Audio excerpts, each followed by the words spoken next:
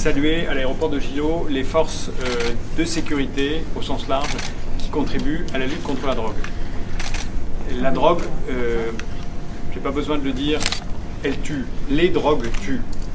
Elle tue parce qu'elle participe à des trafics dans lesquels il y a derrière du trafic d'êtres humains, du trafic d'armes, d'une façon générale, de la corruption. La drogue tue parce que sur la route à La Réunion, un mort sur 5 l'an dernier est mort dans des circonstances où il y avait de la drogue dans l'accident. La drogue tue aussi parce qu'elle est, on le voit sur le plan sanitaire, extrêmement néfaste, notamment pour la santé mentale et notamment pour la santé mentale des jeunes. La drogue, c'est une peste et il n'y a pas de bonne drogue, je le dis toujours, il n'y a pas de drogue douce.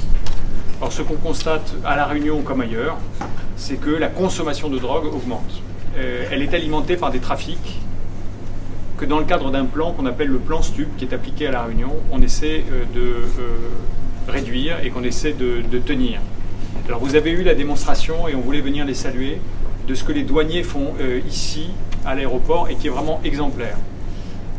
Ils ont un professionnalisme qui permet de détecter dans des colis, dans des bagages qui arrivent ici, comme dans les colis postaux qui arrivent par la poste dans le centre de dédouanement, à détecter de la drogue qui arrive, et ça c'est extrêmement précieux. Ils le font aussi au port, et tout ça est heureusement une des premières pistes qu'on a pour éviter les arrivées trop massives de drogue.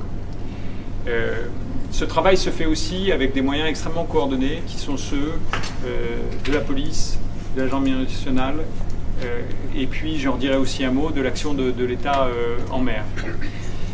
Ce travail coordonné se fait sous l'autorité de ce qu'on appelle l'Office français anti-stupéfiants, l'OFAST, dont une antenne est à La Réunion depuis 2020. Et ce travail, c'est pour ça aussi qu'on voulait vous en parler, il produit ses fruits.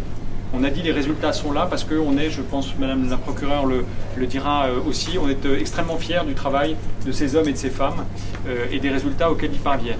Donc certains pourront illustrer, les douanes vous ont dit des saisies importantes qu'ils ont fait dans les dernières semaines sur des mules, c'est-à-dire des personnes qui transportent dans leur bagage, parfois qui ingèrent et qui transportent dans leur corps, des kilos de drogue, que ce soit de l'héroïne, de la méthamphétamine, ou encore plus récemment des drogues qui peuvent nous inquiéter beaucoup parce qu'elles ressemblent à ce qu'aux États-Unis on voit comme la drogue du zombie.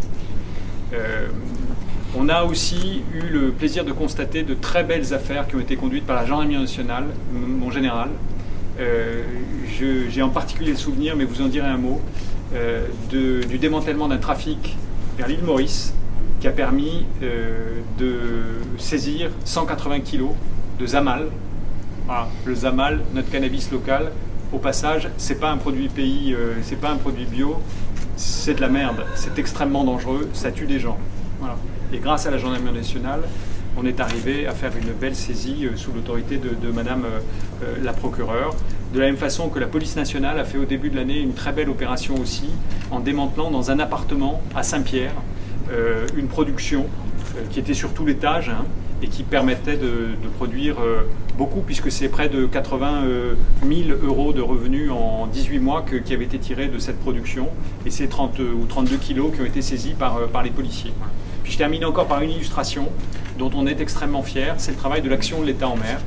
Et ce travail, il est conduit par les unités militaires des FASOI, des forces armées dans la zone sud de l'océan Indien, en lien avec leurs collègues du nord de l'océan Indien. Dans les derniers mois, c'est 3,3 tonnes d'héroïne qui ont été saisies et détruites. Et c'est près de 300 kilos de résine de cannabis aussi qui ont été séduits, et saisi et beaucoup d'autres produits. Voilà. Donc ce travail-là, c'est un travail coordonné de l'ensemble des services. Et je voulais, moi, comme préfet, venir les saluer et les remercier, leur dire qu'ils font un travail de fourmi qui pourrait être considéré comme jamais suffisant, parce que évidemment, si, comme vous le disiez, si on avait beaucoup plus de moyens, on arriverait à trouver plus, mais je pense que c'est aussi un signal qui est envoyé aux trafiquants pour dire que la drogue, elle n'est pas bienvenue à La Réunion, qu'elle n'a pas sa place à La Réunion. Je termine par les consommateurs, parce qu'il n'y aurait pas de trafic de drogue s'il n'y avait pas de consommateurs. Et donc j'interpelle aussi chacun des habitants de La Réunion de se demander en leur âme et conscience, les parents, les mères de famille, les pères de famille, si en consommant soi-même du Zamal, on n'est pas en train d'alimenter le crime. Il y a selon des études qui ont été faites, 35% de Réunionnais qui consomment régulièrement du Zamal. Ah, dans la pièce, statistiquement, je ne sais pas combien il y en a, enfin il y en a quelques-uns. Interrogeons-nous et interrogez-vous.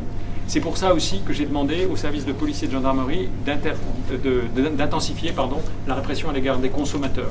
Donc on a fait en particulier sur ce qui s'appelle l'amende forfaitaire délictuelle, c'est-à-dire la détention de petites doses de cannabis définies par le parquet.